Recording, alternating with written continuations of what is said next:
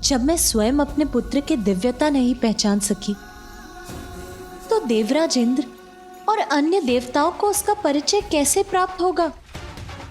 सर्वथा उचित है आपका कथन देवी, क्योंकि अपने इस रूप में अभी गजानन को स्वयं अपने वास्तविक रूप का परिचय नहीं है, क्योंकि अभी उनकी कुंडलिनी जागृत नहीं हुई है।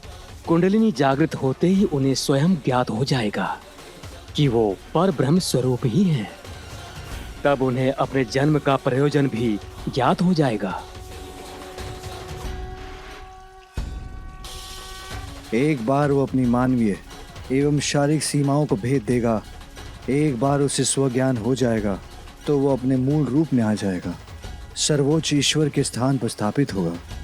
इसका अर्थ तो यह है स्वामी कि मैंने व्यर्थ ही देवराज इंद्र को चुनौती दी। एक दिन ऐसा आएगा जब स्वयं मेरा पुत्र गजानन देवराज इंद्र को अपना वास्तविक परिचय देगा। माँ, पिताश्री। गजानन तो परब्रह्म ही हैं, जिन्होंने एक बालक के रूप में अवतार लिया है। कुंडलिनी जागृत होते ही उन्हें स्वयं ज्ञात हो जाएगा कि वो पर ब्रह्म स्वरूप ही हैं।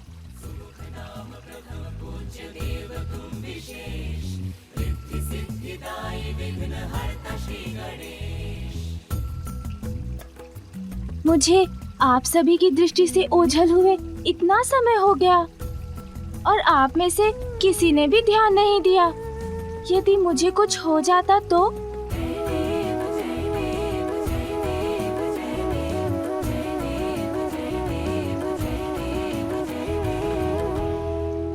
वो तो अच्छा था कि उन गंजी के पास इतने सारे फल थे, अन्यथा भूख के कारण मेरी अवस्था बहुत विकट हो जाती।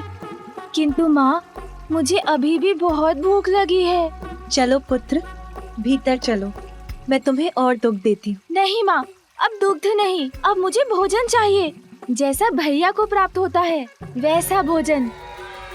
अरे, हमारे पुत्र गजानन को अभी तक भोजन प्राप्त नहीं हुआ? नहीं मामा जी। देवी पार्वती, ये तो सर्वथा अनुचित। उसे अवश्य भोजन मिलना चाहिए। किंतु भ्राता श्री हरि नारायण, मैं उसे अभी अन्न कैसे दे सकती हूँ?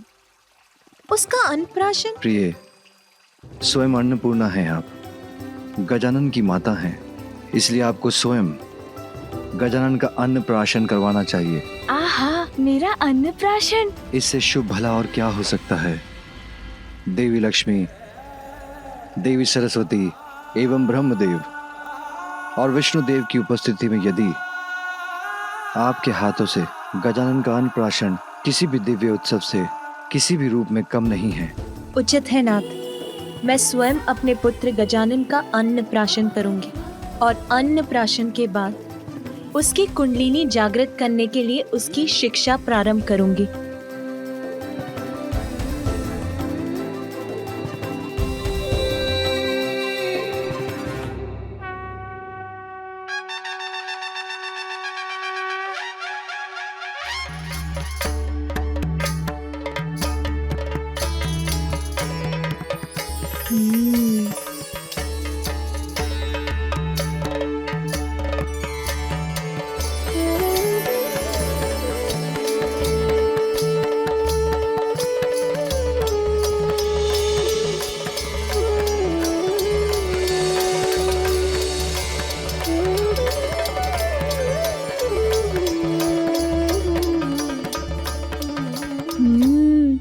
इतने सारे व्यंजन, आज तो सब खाऊंगा।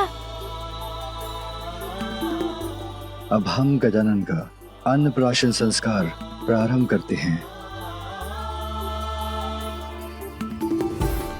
सर्वप्रथम इस परिवार के सबसे बड़े सदस्य, हम सभी के आदरणीय गजानन के नाना महाराज हिमवान उसको भोजन का प्रथम निवाला देंगे।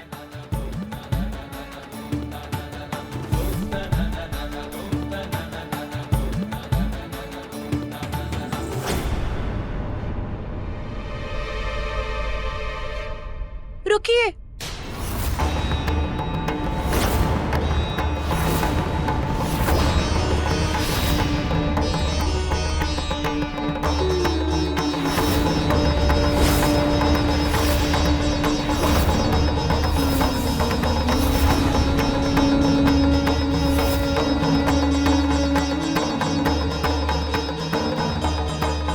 उमा, क्या हुआ?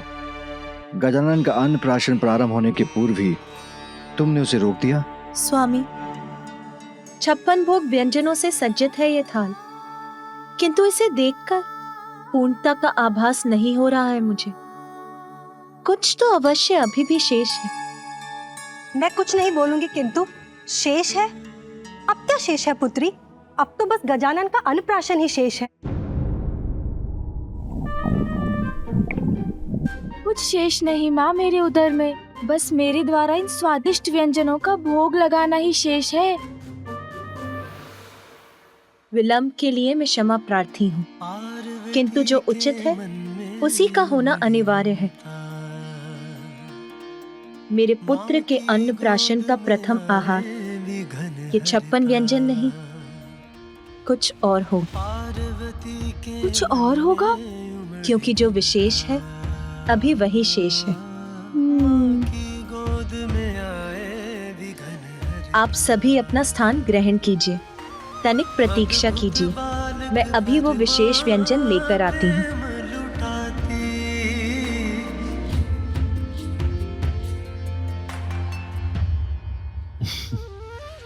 पुत्र गजानन, प्रतीक्षा तो तुम्हें भी करनी होगी, और प्रतीक्षा का फल सदैव मीठा होता है।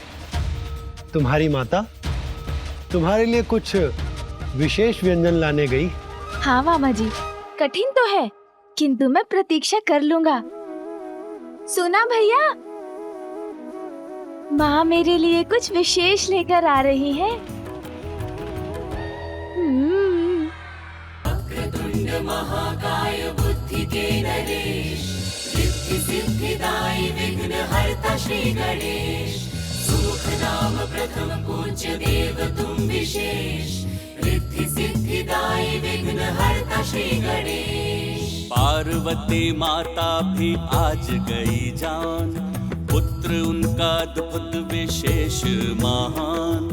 बालक हो ऐसा जब असाधारण, अन्नप्राशन उसका हो क्यों साधारण। व्यंजन विशेष कोई माँ कर निर्मित, बालक उत्सुक सोच सोच के हर्षित। व्यंजन का थाल सबका खींचे है ध्यान, उसमें क्या लाई माता किसको है ज्ञान। वक्रतुंड महा